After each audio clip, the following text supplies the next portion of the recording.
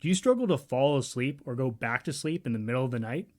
If you've ever just laid there trying hard to get comfortable and make sleep happen, only to feel more and more awake to the point of feeling literally wired, then this video is for you. In this video, you'll discover a totally different approach for falling asleep that no one's talking about, and 5 methods you can use to test it out tonight.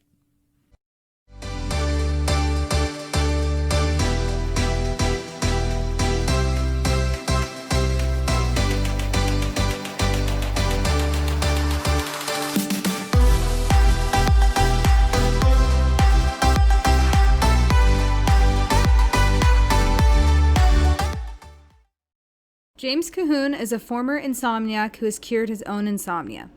He is not a doctor, nor is he a licensed practitioner of medicine. The material in this video is meant for informational purposes only. Consult your physician before making any decisions based upon this material. Now, first off, this video takes a fundamentally different approach than anything you've probably tried before. It's counterintuitive, but the best way to fall asleep is to try to stay awake, but to do it in an exhausting way that makes it nearly impossible. Now, before I explain how to do this in a way that actually works, let me explain why it works. 3 reasons why this is the best sleep advice and how to think about it differently. Number 1.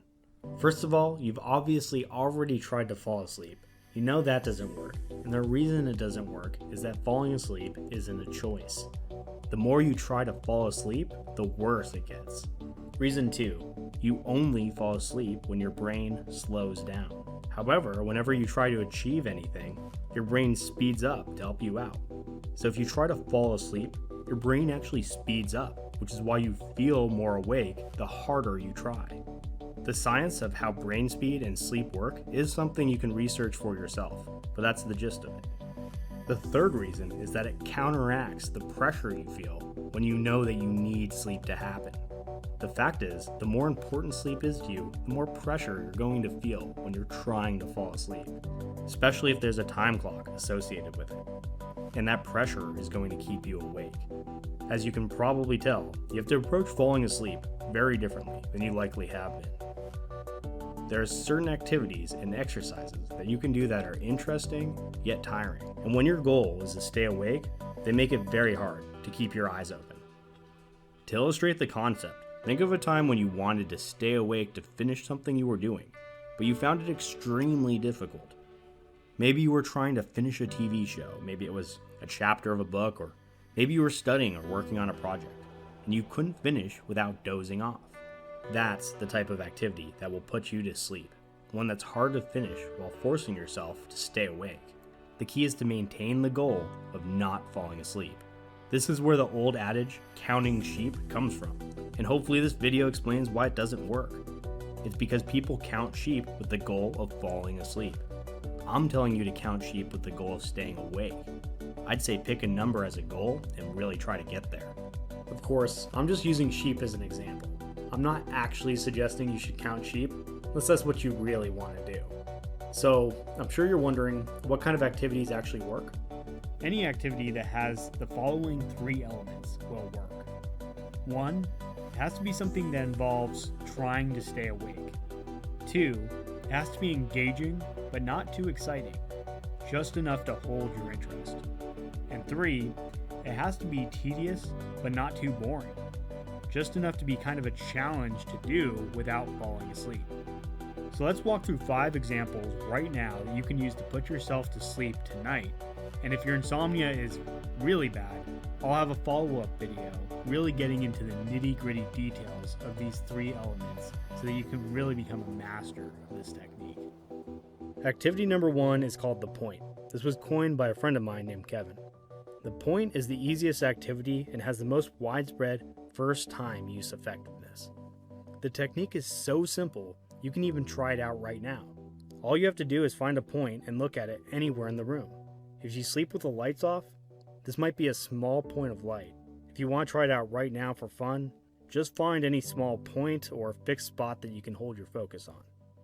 Maybe it's the logo of a book, maybe it's the very corner of your dresser, maybe it's a speck on the ceiling. Now, all you have to do is play a game called how long can I stare at this for without falling asleep or losing focus? The key here is to make it a game by setting goals. Maybe the first time you make it 30 seconds. So the next time you try to stay focused on it for a minute, and then 2, then 3, then 5. If you're watching this in the middle of the day, there's not going to be a lot that happens, but when you're tired and can't sleep, you're going to find that you can't stare at a point very long without your eyes drooping. Once you feel your eyes drooping, you need to increase your effort to keep your eyes open and stay focused. When you do this, it should become harder and harder to keep your eyes open. The important part is to stay engaged and just keep trying to stay awake. While this technique works for many people the first time, it has a tendency to be less reliable and isn't a great long-term solution.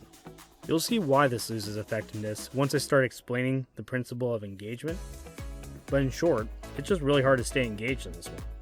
So, on to activity 2, the video method. Unlike the point, this one is easy to stay engaged with. However, the trick is to watch something that is boring enough to put you to sleep. If you're kept awake by endless mental chatter, this is a little more effective because the video should be distracting enough to take you out of your mental chatter.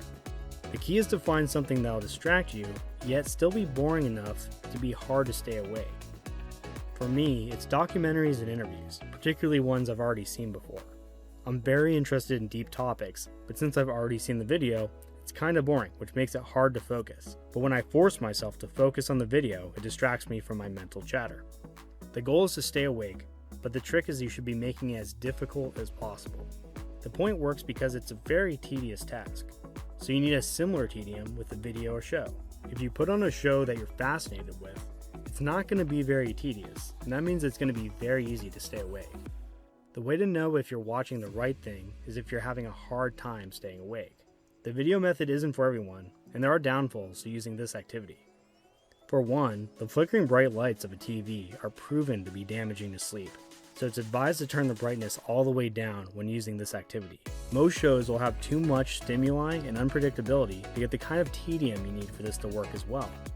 Like the point, it's not the easiest long-term solution, but instead of engagement being the issue, the problem with this one lies with the principle of tedium that we'll discuss next. But in short, it's usually just not tedious enough.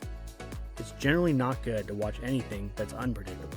This is why I recommend watching video content you've already seen, because if you're trying something new, it might be too interesting to you to make it too engaging and not tedious enough, which is a balancing act we'll have a look at shortly.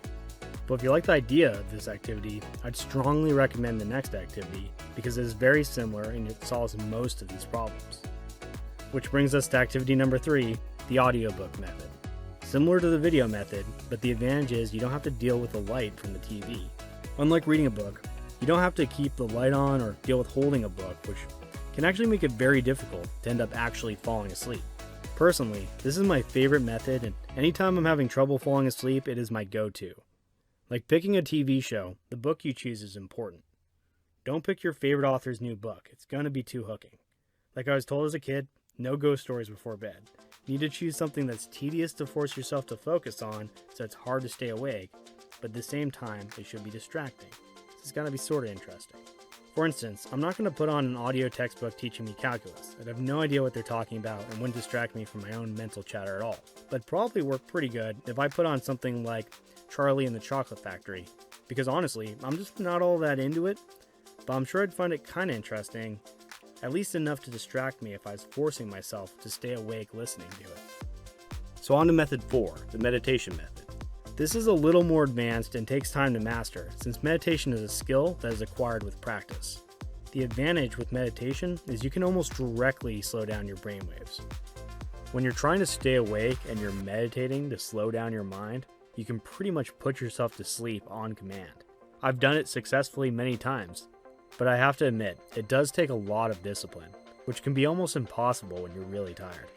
Once you learn how to slow down your brainwaves, you get to a point eventually where you don't even need an activity anymore. These days, if I'm being lazy, 99% of the time I can just lay down and I'll be asleep within a few minutes. But that's after years of knowing this stuff. Anyway, back to meditation. The idea here is to set an end goal of completing the meditation without falling asleep. Since there needs to be a goal of completion, it's best to have a way of achieving that goal. Let's take one of the most basic meditations, focusing on the breath. In this practice, Your goal is to get as focused as possible on the sensation of your breathing. And when you get distracted, you simply refocus your attention on the breath. For this to put you to sleep, you might have a goal of how many breaths you can count in a row without losing track. Once you achieve the number, you can then set a higher number to achieve and start over. There's many different kinds of meditations, and I cover this a lot more in follow-up material, but if you're skilled in meditation already or you want to learn it, it's a great way to fall asleep using this technique. And last, but certainly not least, the medical hypnosis method. Hypnosis is very similar to meditation and contains the same benefits of directly slowing down your brainwaves. The difference with medical hypnosis is that you're listening to an audio track done by a medical professional that is skilled at putting people to sleep. From my many years of helping insomniacs, my observation is that this is the single most effective activity of them all. No method works for everyone, but this one seems to work in the majority of cases. I'll probably do a review on some medical hypnosis products in a future video, but for tonight you might want to just start with the point or the audiobook methods, as they're easier to try out and both work good for the first time around.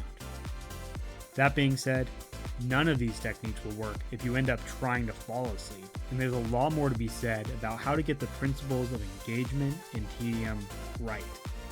Without understanding the principles underpinning this method, it'd be kind of like trying to cook while following a recipe that's missing the amounts needed for each ingredient. If you've ever cooked something with way too much salt, you know how easy it can be to mess up a recipe. So with that said, I'll be coming out with a follow-up video in a week or so here to get more into the nuts and bolts of this one if there's enough people that are interested in that. If that's something you'd like to see, please subscribe and let me know in the comments below. Thanks for watching.